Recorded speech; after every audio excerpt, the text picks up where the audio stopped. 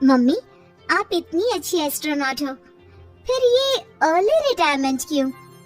क्योंकि बचपन से मेरा बस एक ही सपना था, जिसके लिए मैंने लाइफ में बहुत कुछ खोया और छोड़ा। लेकिन अब इस अर्ली रिटायरमेंट के जरिए मैं बस तुम दोनों के साथ और पास रहकर बिना किसी हड़बड़ी के जिंदगी जीना चाहती हूँ। सास की बात सुनकर काजल मुस्कुराकर चली जाती है। उसी शाम ऑफिस से घर वापस आकर अजय अपनी मम्मी के पास बैठता है। मम्मी, क्या हमारी स्पेस ऑर्गेनाइजेशन कोई नया स्पेस मिशन प्लान कर रही है? क्या मिशन है, बताओ ना मम्मी। हे भगवान, शरीर इतना बड़ा हो गया लेकिन दिमाग आज भी बच्चों से गया गुजरा है। घर में आया नहीं कि सवाल शुरू। तो तुम जवाब दे दो ना। मैं क्या जवाब दूं? जैसे तुझे मेरे रिटायरमेंट के बारे में पता ही नहीं। इतने समय से तूने मुझे ऑफिस जाते हुए देखा क्या? फिर मुझे कैसे पता होगा? जा, तेरी पत्नी से पूछ, वो रोज ऑफिस जाती है। माँ की बात पर अजय आवाज लगाकर काजल को बुलाकर वही सवाल उससे भी पूछता है, पर काजल उसका कोई जवाब नहीं देती। और बोलो पत्नी से पूछने के लिए, मैडम जवाब ही नहीं दे रही। सवाल जायज हो तो जवाब मिलेगा ना, तुम्हें अच्छे से पता है। कॉन्फिडेंशियलिटी रूल्स के चलते हम किसी से भी ऑर्गेनाइजेशन और मिशन से रिलेटेड कोई बात नहीं कर सकते। वो तो पता है, लेकिन मुझसे भी छुपाने का मतलब समझ में नहीं आया। वो मम्मी, रिटायरमेंट एप्लीकेशन के बाद से आपने ऑफिस भी आना बंद कर दिया। सबको लगा कि अब आप इंटरेस्टेड नहीं होगी, इसलिए इन्फॉर्म नहीं किया। क्या तुम भी इस मिशन का हिस्सा हो? मैं ही इस मिशन की लीड साइंटिस्ट हूँ। ये हमारा अब तक का सबसे बड़ा और इम्पोर्टेंट मिशन है। अगर ये सक्सेसफुल हो गया तो दुनिया में हमारे नाम के साथ मेरा प्रमोशन भी पक्का है। काजल की बात सुनकर दोनों माँ बेटे हैरान रह जाते हैं, लेकिन फिर सब साथ मिलकर सेलिब्रेट करते हैं। अब दिन बीतने लगते हैं। काजल स्पेस मिशन के चलते पहले से ज्यादा बिजी हो जाती है और देर तक ऑफिस में समय बिताने लगती है। कुछ समय तक इसे चुपचाप देखने के बाद एक सुबह बहू को सामने देखकर आखिरकार सास उसे टोक ही देती है। आ रही हो या जा रही हो? भाई, हमें तो तुम्हारी शक्ल देखे लगता है सदियां बीत गई। मैडम कब आती है कब जाती है कुछ पता ही नहीं चलता।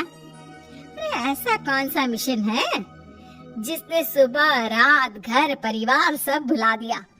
मिशन तो मैंने भी बहुत देखे हैं और गई भी हूँ, पर ऐसा हाल कभी नहीं हुआ। मम्मी, मैं आपकी चिंता और गुस्सा समझ सकती हूँ, पर ये स्पेस मिशन आज तक के सभी मिशन से बहुत अलग है।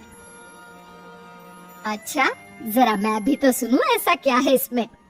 आई एम सॉरी मम्मी, मैं नहीं बता सकती। भूलो मत, मैंने रिटायरमेंट अप्लाई किया है, लेकिन रिटायर होने में अभी 7 महीने बाकी है, जिसके हिसाब से मैं आज भी ऑर्गेनाइजेशन का हिस्सा हूँ। तो मुझे बताकर तुम कोई रूल नहीं तोड़ रही। मुझे सब याद है मम्मी, और मुझे ये भी पता है कि अगर आप साथ दें तो मिशन के लिए बहुत बड़ी मदद साबित होगी। पर सीनियर्स ने रूल बनाया है कि इस मिशन की इंफॉर्मेशन सिर्फ उन्हीं के पास होगी जो इसका पार्ट है, और मुझे तो उन्होंने खास अपने पास बुलाकर ये समझाया था। बहू की बात सुनकर सास सोच में पड़ जाती है और अगले दिन खुद भी ऑफिस पहुंच जाती है। ओहो, क्या बात है मैडम, रिटायरमेंट के एप्लीकेशन के बाद तो आपने दर्शन देने भी बंद कर दिए। अरे सर, अगर ईद का चांद रोज निकला करता तो क्या उसका स्वागत इतने जश्न से होता? इस पर सीनियर भी हंसने लगते हैं और दोनों कैबिन में जाकर बैठ जाते हैं, जहां सास बातों बातों में नए स्पेस मिशन के बारे में पूछती हैं।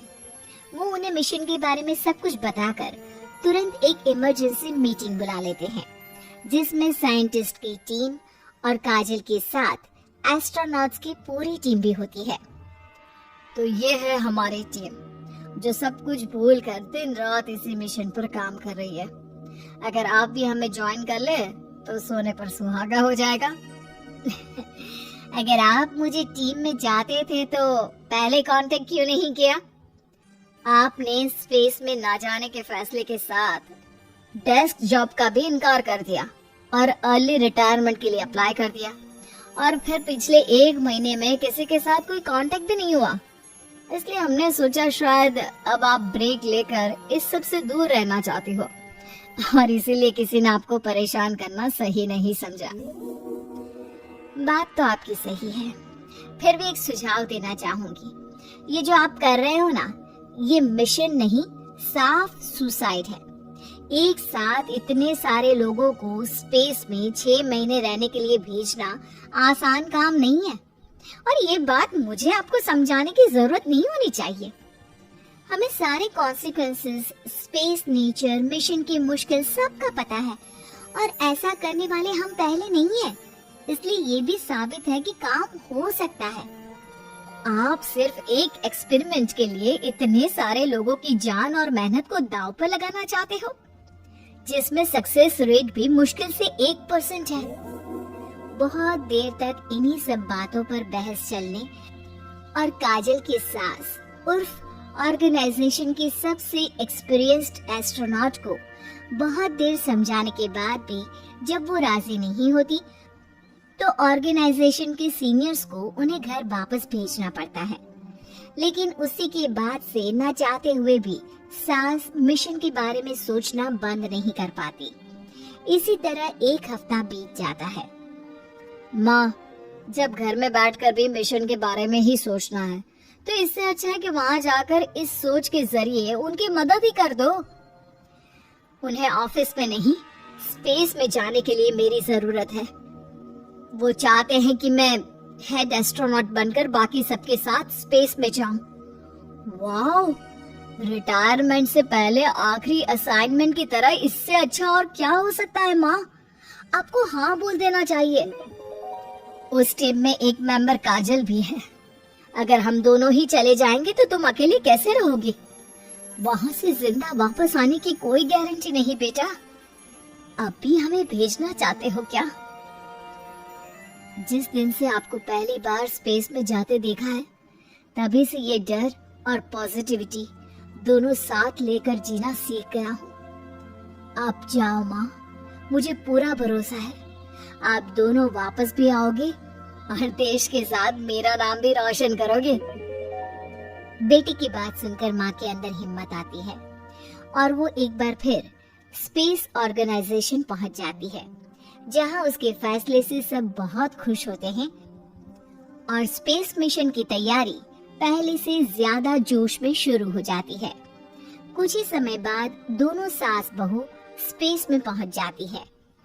आखिरकार आज मेरी साइंटिस्ट बहू एस्ट्रोनॉट भी बन गई।